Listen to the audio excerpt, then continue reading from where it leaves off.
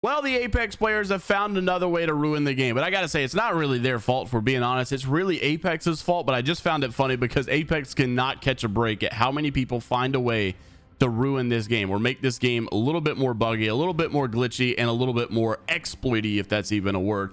A lot to discuss in today's video, including something that I'm really surprised Apex fans so gradually accepted from Respawn. And it seems like this is the new direction for the game to go, and I'm actually not that mad about it. Make sure to like the video if you guys want to stay up to date all things Apex Legends esports related. Actually, you should subscribe if you want to do that. If you guys want to win the Ash heirloom, obviously make sure you've liked, commented, and subscribed. Without further ado, let's go ahead and dive into today's video. A lot of topics to cover in this one, so I want to start going quickly. First thing I wanted to mention, over in the Apex Legends competitive world, and I talked about this on my ALGS channel. If you guys are not subscribed over there and you want to stay up to date all things Apex esports related, and make sure to go check that one out as well. But yesterday, actually the day before yesterday, is when we had a lot of accusations coming out about some teams cheating over in the challenger circuit. And even former pro player Hundreds and now coach for Team Spire basically said it's like kind of embarrassing because like Apex doesn't have a single protocol on how to deal with this. Like, so if you find out a team's cheating and they're like, oh yeah, they are cheating, they don't know what to do. Like, there's no way to blatantly go about it. They just like, we're not prepared for this. We're not, you know, we don't have any jurisdiction to do anything about it. You know, they just got to keep playing, I guess. Even covered it over my ALGS channel as well. Imperial Hal watched all the videos and said, yeah, these guys are blatantly cheating. This is just so dumb. So I had been speaking with Hundreds privately and asked him to give a little bit more insight, maybe share some of these clips as well. What were the measures that you went to try to get this team dealt with, and it still didn't go as planned, obviously. And this is the response video that he made to our private DMs. Roll the clip. So I wanted to make this update real quick because I wanted to talk about some of the stuff that's kind of come up. So after game 1 of round 2 yesterday, we were killed by the cheaters, and they to me it was really obvious. So I tried to get as much evidence as possible, and I sent everything over to the admins, which took a little bit of time, and so I understand why we weren't able to get it completely done before the next round started.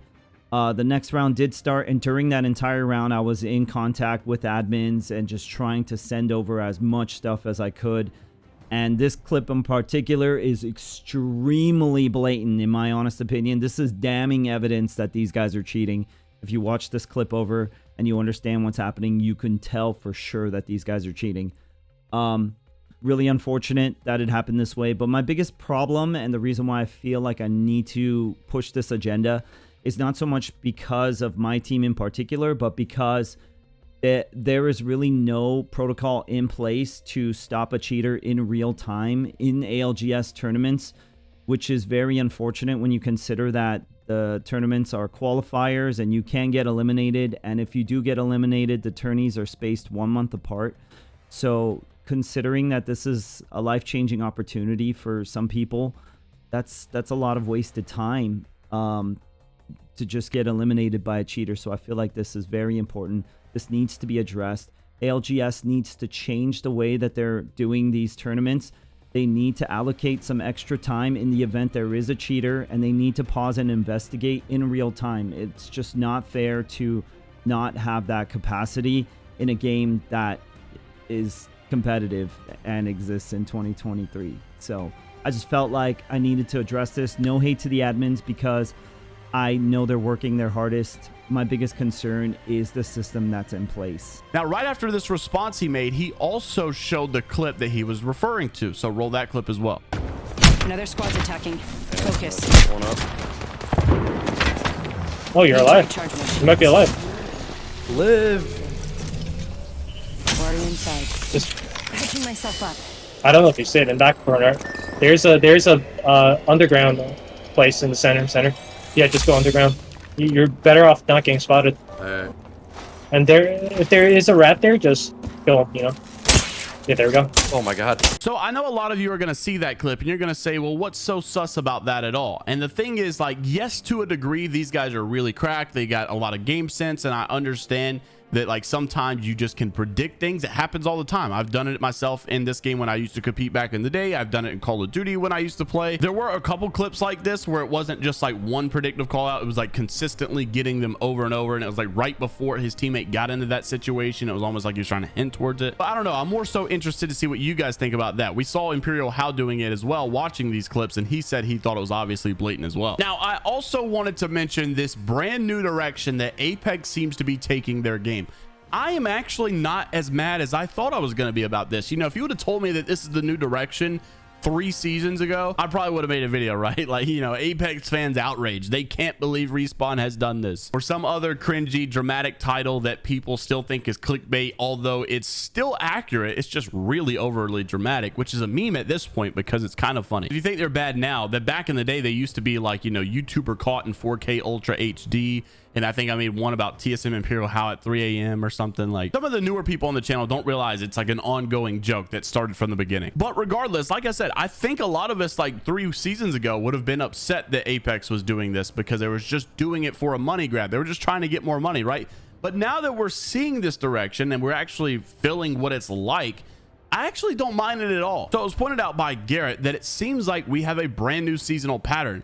I, for one, would like them to not keep seasonal patterns and just keep it fresh every time, change it up, do something different. But I am glad that we're at least in the transitioning process of what a season used to look like. One collection event, one thematic event, and then whatever else that used to be in the seasons. I can't even remember at this point. And now it seems like we have something completely different. In order to make more money, they're going to bring 3 collection events every season. And this time we had 4 just because it was an anniversary as well. But 3 collection events per season, but also more content. And at first, like I said, I was like, oh my gosh, these guys are just throwing recolors and stuff. What the heck is this? This is unbelievable. They're just trying to get more money. But it seems like what's going to happen is we're going to continuously get a normal heirloom, a brand new melee weapon. We're going to get the prestige skin, as we always do, for some legend somewhere, which I still think, unfortunately, is overpriced. Well, I think all of them are overpriced, but I think like it's very obvious that the melee weapons are way better than the prestige skin. I don't think they should be the same price, honestly. But there's also a conversation that they're now going to be just permanently bringing a recolor heirloom event every season as well. And at first I thought, oh my gosh, that's horrible. That's a terrible idea. This is a terrible money grab. We should definitely not do this, until I saw this event. Honestly, this event has changed it for me. When I saw how excited people were for the brand new Wraith heirloom, I think people really like it. And now they actually like it better than the old heirloom. And we're also getting collection event like game modes. Like, it's not just like a collection event, spend $160. They're actually bringing limited time modes that we haven't played before or that are really done well.